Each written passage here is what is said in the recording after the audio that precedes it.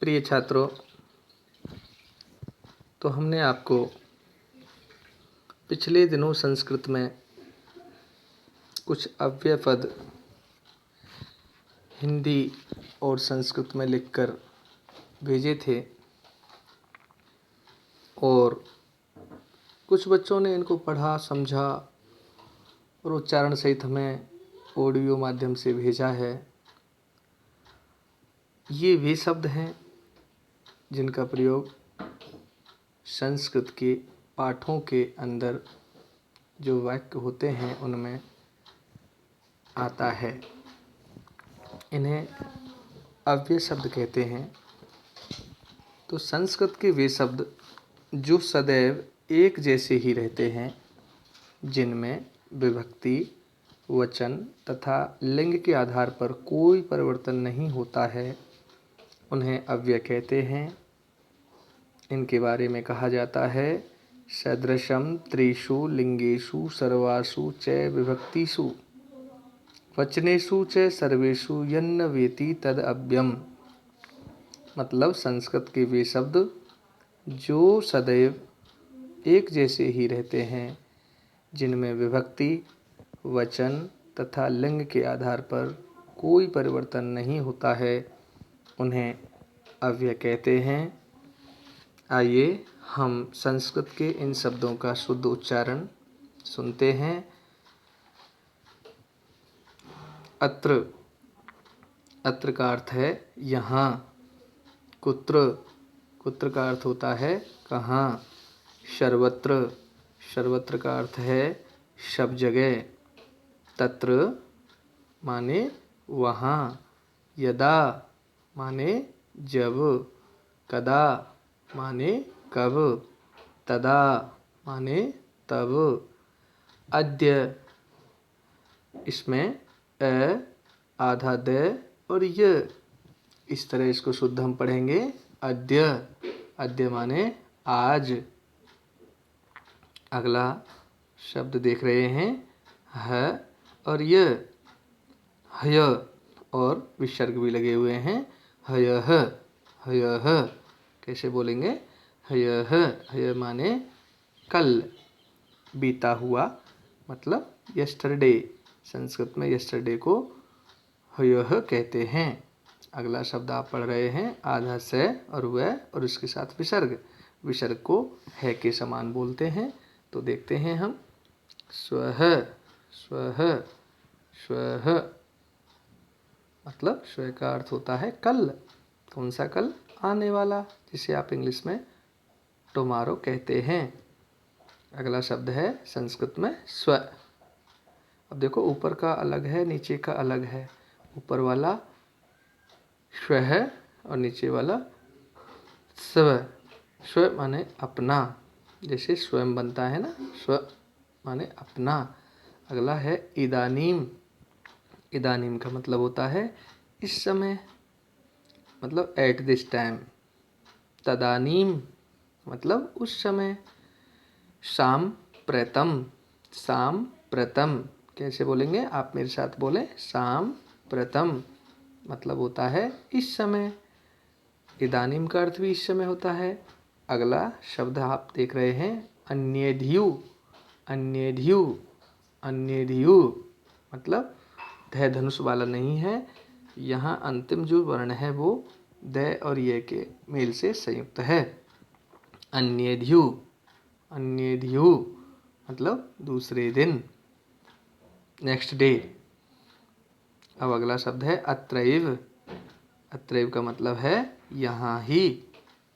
अत्रैव का मतलब यहाँ ही। अब लिखा है कानिचित। कानिचित का अर्थ होता है किन्हीं ही। फिर होता है शब्द आप देख रहे हैं परश्वः। परश्वः का मतलब होता है परसों, ठीक है, यानी कल से बाद का दिन। अगला शब्द है मृषा। मृषा, मृषा का अर्थ होता है झूठ। अगला शब्द है माँ। माँ का अर्थ होता है मत। फिर दूसरा आप देख रहे हैं अंते। अंते का अर्थ होता है बीच में। अंतरे, अंतरे का अर्थ होता है बीच में।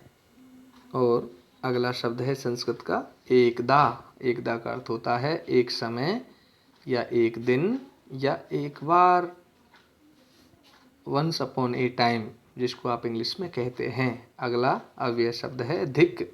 धिक माने धिक्कार, और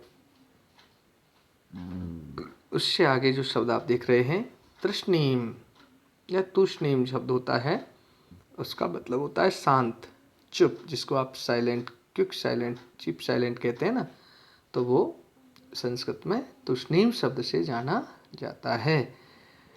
दूसरी तरफ लिखा हुआ संस्कृत शब्द है इत्थम। आप बोलेंगे इत्थम। इत्थम का अर्थ होता है इस प्रकार। दूसरा शब्द है कथम। कथम का अर्थ होता है कैसे, किस प्रकार।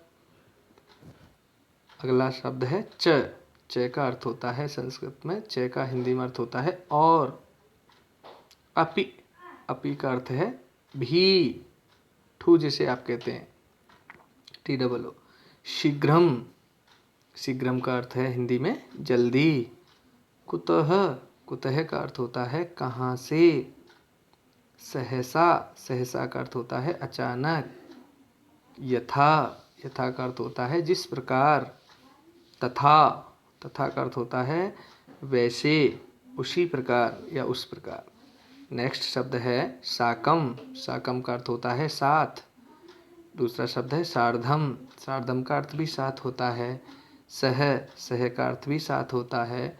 शमम का अर्थ भी साथ होता है। इस तरह ये 4 शब्द एक ही मीनिंग के लिए प्रयोग हम कर सकते हैं। तत्रैव। तत्रैव का अर्थ होता है वहीं। आम। आम का अर्थ होता है हाँ, जिसे आप इंग्लिश में यस कहते हैं। आम माने हाँ। यदि। यदि का अर्थ होता है अगर। यद्यपि। यद्यपि का मतलब होता है वैसे तो। यद्यपि, यद्यपि नहीं है, यद्यपि नहीं बोलेंगे आप, क्या बोलेंगे यद्यपि। मतलब ये वर्ड संयुक्त है, द और ये के मेल से बनता है यद्यपि। यद्यपि का अर्थ होता है वैसे तो। अब अगला शब्द देख रहे हैं खलु। खलु का अर्थ होता है निश्चय, डिटरमाइन, निश्चय या निश्चित। अगला शब्द है नो। नो माने नहीं। पुरा। पुरा शब्द का अर्थ होता है प्राचीन काल में। और अगला शब्द आप देख रहे हैं वृथा। वृथा का अर्थ होता है बेकार। और इससे अगला शब्द है सदा। सदा का अर्थ होता है हमेशा। अब इससे आगे शब्द देख रहे हैं अन्यत्र। अन्यत्र का मतलब होता है दूसरी जगह। इस तरह हमने संस्कृत के ये छोटे छोटे शब्द और इनके अर्थ को समझा है। हम चाहते हैं कि आप सभी बच्चे इन संस्कृत के शब्दों की मीनिंग हिंदी में याद रखेंगे, और आपने याद करने का प्रयास भी पिछले दिनों किया होगा। यदि नहीं याद हुए हैं तो आज आप हर्षवर्धन और हाशनी की तरह है, ये मतलब मैंने देखा है कि वे याद करके अपनी माँ के लिए सुनाते हैं। उनकी माँ उनसे पूछताछ करती हैं। मतलब समझने का अर्थ है कि आप अपने घर परिवार के सदस्यों के द्वारा इनका दोहरान कर सकते हैं। वे आपको संस्कृत वर्ड बोलेंगे, आप उनको याद करके हिंदी मीनिंग सुनाएंगे, या फिर हिंदी वर्ड भी बोलेंगे, आप संस्कृत वर्ड बोलकर सुनाएंगे। इस तरह सुनाते हुए आप अपना ऑडियो या वीडियो हमें भेजेंगे तो निश्चित ही ये आपको 1-2 बार में याद हो सकेंगे। ये वे शब्द हैं जिनके प्रयोग से हम संस्कृत वाक्य बना सकते हैं, हिंदी वाक्यों से संस्कृत में अनुवाद यानी ट्रांसलेशन कर सकते हैं।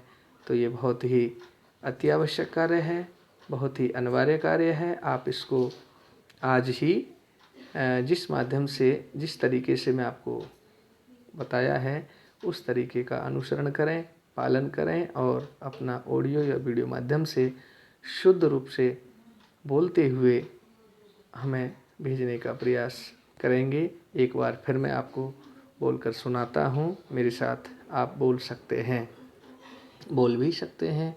जैसे अत्र, यहाँ, कुत्र, कहाँ, सर्वत्र, सब जगह, तत्र वहाँ, यदा जब, कदा कब, तदा तब, अद्य आज, ह्यः कल बीता हुआ, श्वः कल आने वाला, स्व अपना, इदानीम इस समय, तदानीम उस समय, साम्प्रतम इस समय, साम्प्रतम इस समय, अन्येद्यु दूसरे दिन, अत्रैव यहाँ ही, कानिचित किन्हीं, परश्वः परसों, मृषः झूठ, माँ मत, अंतरे बीच में, एकदा एक समय, धिक धिक्कार, तृष्णीम शांत या चुप, इत्थम इस प्रकार, कथम कैसे किस प्रकार, च और,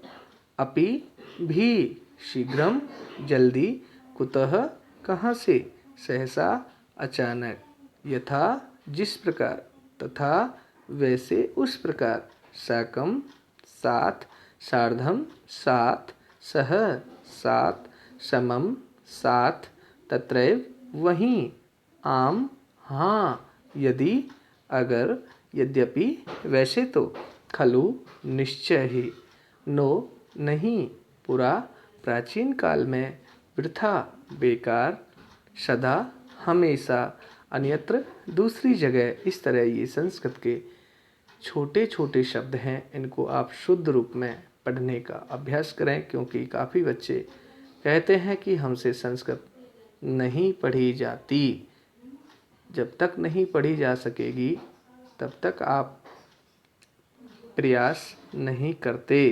तो प्रयास करना है, कार्य से जुड़ना है और आप इनको याद रखें, याद करें और हमें इवनिंग टाइम में, संध्या के समय आप अपना ऑडियो या वीडियो माध्यम से हमें भेजने का प्रयास कीजिए, ताकि हम संस्कृत में कुछ समझते हुए आगे बढ़ेंगे और अच्छा करेंगे। आज इतना ही, धन्यवाद।